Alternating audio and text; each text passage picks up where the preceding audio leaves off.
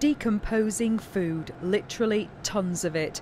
But this gigantic pile of rotten waste is not destined for landfill.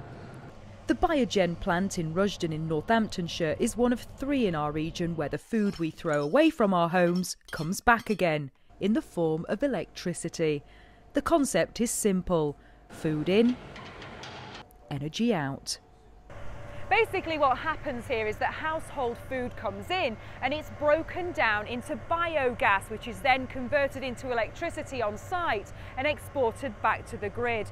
The anaerobic digestion process also creates a nutrient-rich biofertiliser, which is then used on local farmland.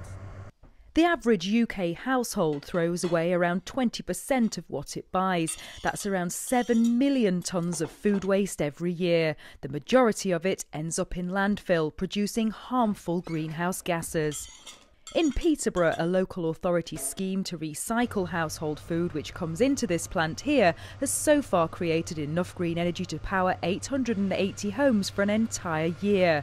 Well, the fact that Peterborough encourages its residents to segregate their waste means that there's a lot of waste coming in to generate this green electricity. It also means that their residents are potentially saving money, because once they realise the amount of food waste they're throwing away through segregation, they maybe get a bit more conscious about what they're spending in the shops.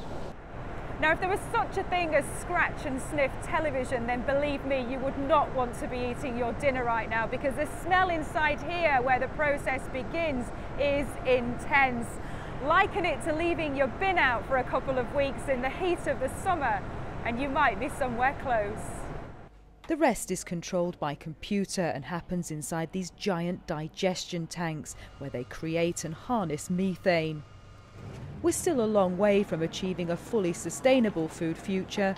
The challenge, encouraging more householders and indeed retailers to recycle. Sarah Beecroft, ITV News.